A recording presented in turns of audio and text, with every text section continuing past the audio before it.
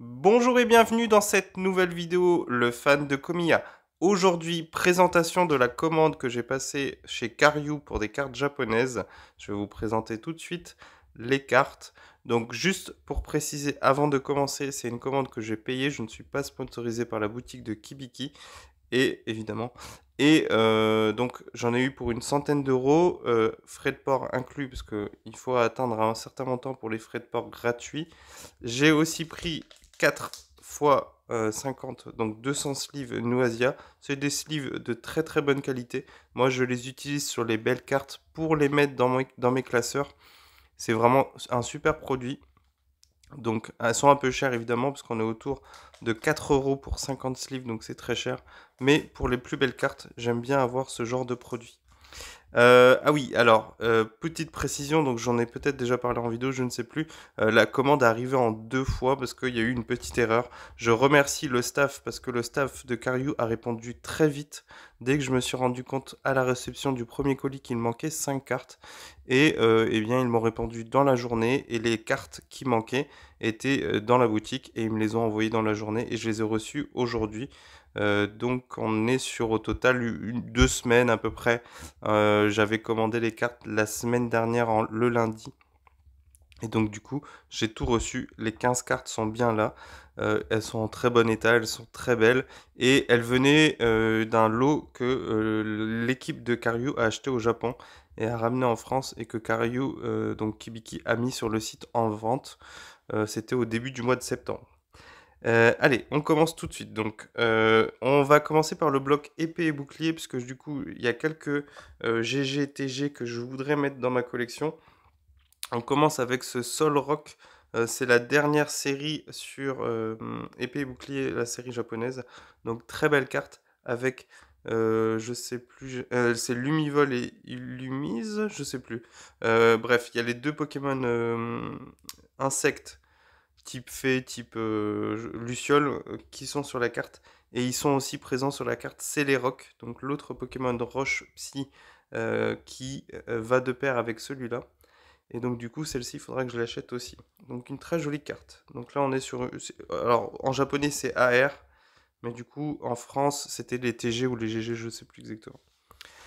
Ensuite, le Colorior. Donc du coup, le Colorior est une très jolie carte avec beaucoup de détails sur la carte.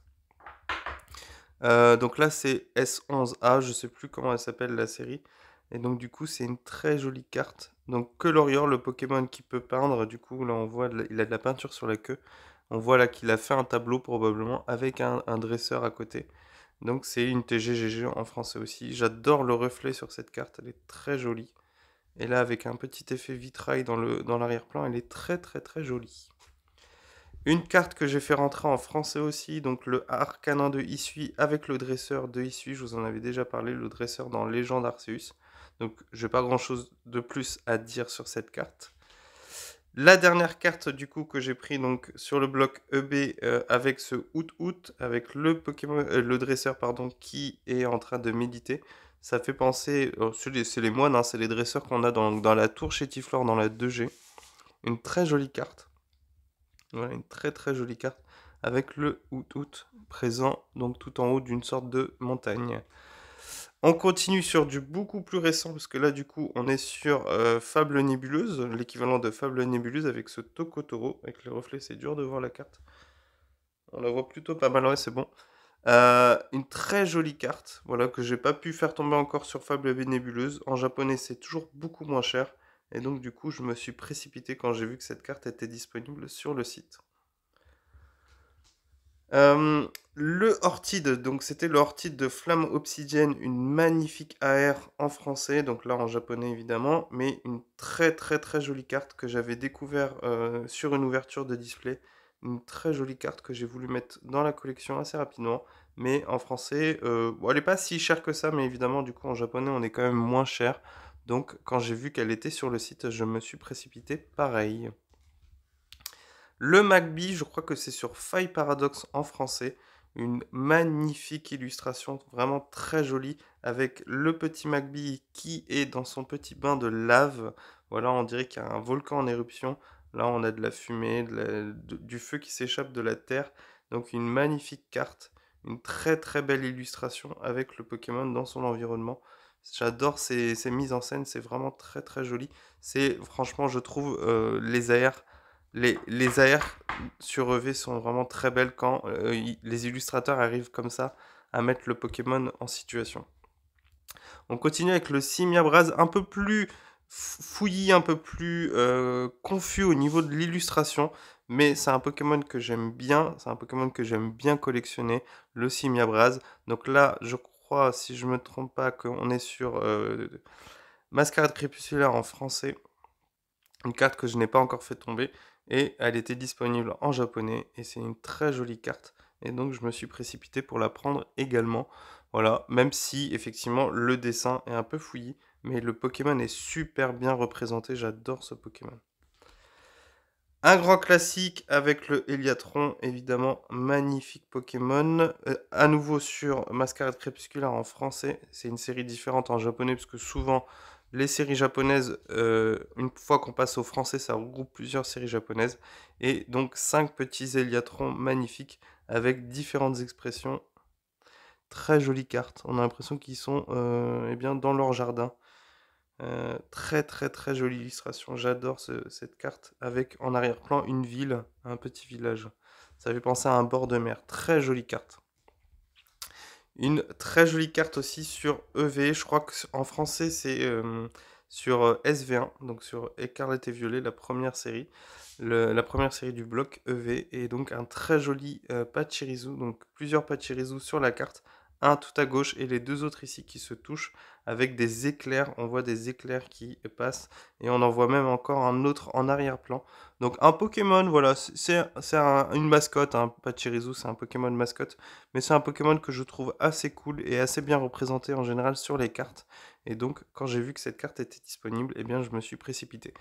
Et évidemment, on va finir avec le meilleur. L'objet de la commande, c'était surtout de voir qu'il y avait des cartes sur le site Cariou du coup de Comiya, et il y en a certaines qui me sont passées sous le nez. C'est-à-dire que quand je m'en suis rendu compte suite à la sortie de la vidéo, eh bien les cartes n'étaient déjà plus disponibles. Alors je me souviens plus exactement lesquelles, mais en tout cas, celles que vous allez voir, c'est toutes celles quasiment qui étaient disponibles au moment où j'étais sur le site. Donc celle-ci, je vous en ai déjà parlé plein de fois. Donc c'est le soporifique de SV1, une très jolie carte que du coup maintenant je fais rentrer dans la collection en japonais. Voilà, une carte qui coûte vraiment pas cher en japonais. Je crois qu'on était autour des 4 euros. Les autres, je vous l'ai pas dit, mais toutes les autres cartes, on était soit à 3 ou soit à 4 euros grand max. Voilà, donc c'est l'avantage du japonais. Quand on a envie de collectionner les illustrations, eh bien, on a des prix assez faibles par rapport aux français.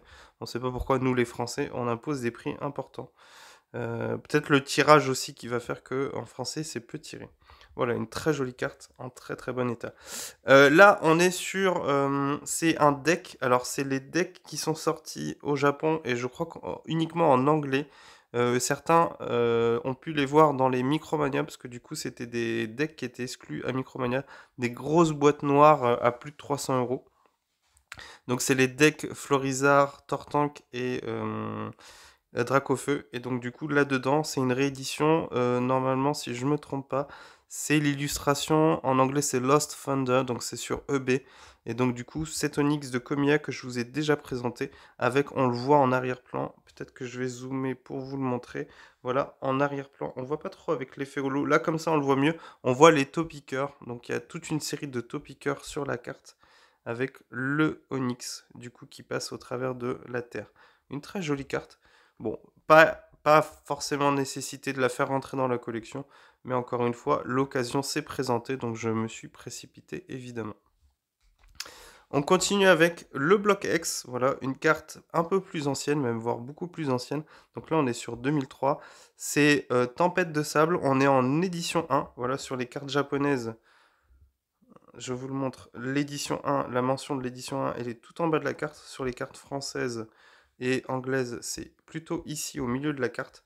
Donc avec ce Ludicolo holo, très belle illustration. On voit en arrière-plan des lombrés, on en voit plusieurs, et des petits Nénupios. Et donc une très jolie carte, en très bon état pour une carte aussi ancienne. Voilà. Alors là, elle est sous top loader. Je la laisse pour l'instant sous top loader. Mais je peux vous dire qu'elle est en très bon état. Le Onyx, je crois qu'on était sur 6 ou 7 euros, je sais plus exactement, ou moins. Le soporifique, c'était le même prix que les autres, donc c'était autour de 3 euros.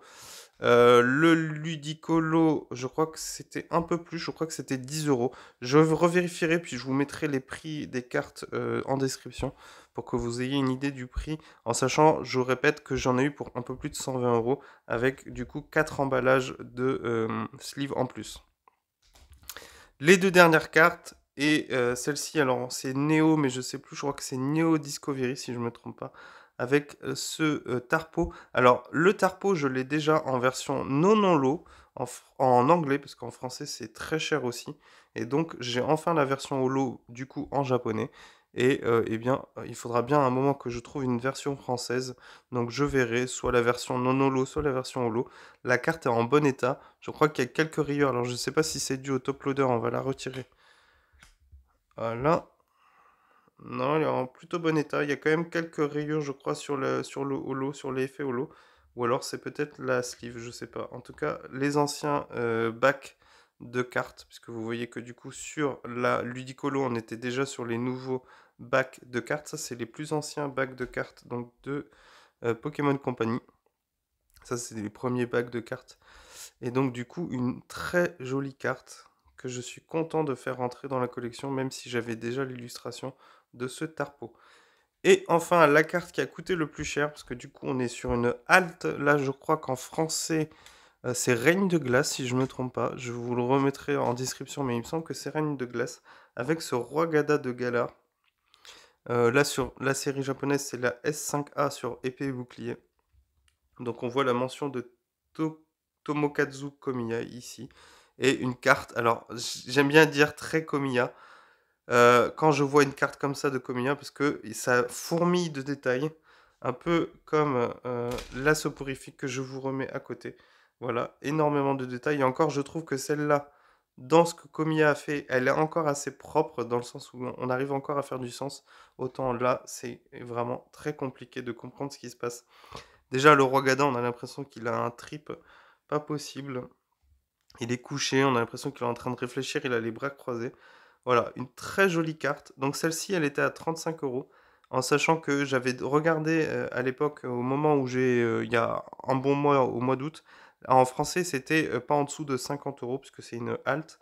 Voilà, même s'il y a des haltes qui cotent pas, bah, le roi Gada de Galar, c'est quand même une halte qui cote. Et énormément de détails sur cette carte. Donc voilà, je vous la laisse un peu plus. Et elle est en état très très bon. Voilà. Très peu de défauts sur la carte. Elle est vraiment en très très bon état. Voilà. Alors du coup, par contre, celle-ci, je ne sais pas si j'essaierai de l'acheter en français. On verra par la suite. Mais pour l'instant, je vous l'avais dit, je vise à obtenir le maximum de cartes. Et au fur et à mesure, eh bien, je passe pour des reverse. Ou du français, ou autre chose, ça dépend de là où j'en suis. Et enfin, aujourd'hui, donc on est le 13 septembre, au moment où je filme la vidéo, il y avait la braderie à Lille. Alors j'ai pas fouillé parce que du coup je suis arrivé assez tard et j'étais encore un peu malade. Mais dans la boutique où j'aime bien prendre des cartes, j'ai quand même jeté un coup d'œil au classeur. Et il y avait ce sans coquille, donc c'est une carte que je vous avais déjà présentée. On est sur Rivaux émergent, mais voilà, je me suis dit l'opportunité, elle était à 2 euros, c'est peut-être un peu cher pour une reverse d'un bloc pas si vieux que ça. Mais du coup, je me suis dit bah pourquoi pas, et comme ça je vais pouvoir la mettre dans le classeur à la place du sans coquille que j'ai déjà. Voilà, elle est un peu rayée, elle est un peu abîmée, mais bon, c'est une reverse, c'est une carte ancienne, je pense que c'est difficile de faire mieux, ou alors il va falloir vraiment mettre le prix. Voilà, eh bien, je pense que ça conclut la vidéo. J'ai une autre commande, donc du coup, de cartes japonaises au moment où j'enregistre cette vidéo qui va arriver. Je pense que ça arrivera la semaine prochaine. Et pas d'infos, toujours pas d'infos pour mes tripacks du coup de Couronne Stellaire. Couronne Stellaire, Couronne Stellaire. Je voulais en ouvrir encore deux. Et eh bien, du coup, dès que j'ai des nouvelles, je vous ferai un petit message ou une petite vidéo, un petit short. Et du coup, on essaye de se faire une ouverture la semaine prochaine ou en fin de semaine prochaine. Et je vous présenterai aussi les cartes que je viens de commander. Cette fois-ci, c'est via Card Market. Voilà. Eh bien, je vais vous laisser. Je remercie le staff de Cariou d'avoir fait preuve de sérieux et de m'avoir envoyé les 5 cartes qui manquaient. Parce que le gros stress, il y avait quand même celle-ci qui manquait Alors, 5 cartes, mais surtout quand vous en avez une comme celle-ci que vous voulez absolument, évidemment, ça vous fait stresser. Donc je les remercie de m'avoir répondu et d'avoir envoyé le colis très vite. Du très bon travail. Alors là, vous voyez, les cartes sont sous sleeve et sous top loader, c'est pas moi, hein. C'est eux qui les ont envoyées comme ça. Donc ça, franchement, c'est top. On peut pas leur retirer. Voilà. 15 cartes, 15 top loaders, 15 sleeves, j'ai rien eu à faire. Elles sont arrivées comme ça. Pas de problème, sous bulle, il n'y avait vraiment aucun problème. C'était nickel. Voilà. Donc, je vous dis à la prochaine. N'hésitez pas à aller regarder. Je crois qu'il y en a encore quelques-unes, mais il y a vraiment plus grand chose parce que tout le monde est passé pour prendre les meilleures cartes. Enfin, il reste les chères aussi, évidemment. Je crois que notamment, il y a le Dracofeu Alt de Star Étincelante. Il y était encore là il y a quelques jours. Voilà, n'hésitez pas à aller jeter un coup d'œil. Et puis, je vous dis à la prochaine pour une nouvelle vidéo où on s'ouvrira pas. Je vous présenterai une commande de cartes japonaises sur EV. Allez, ciao!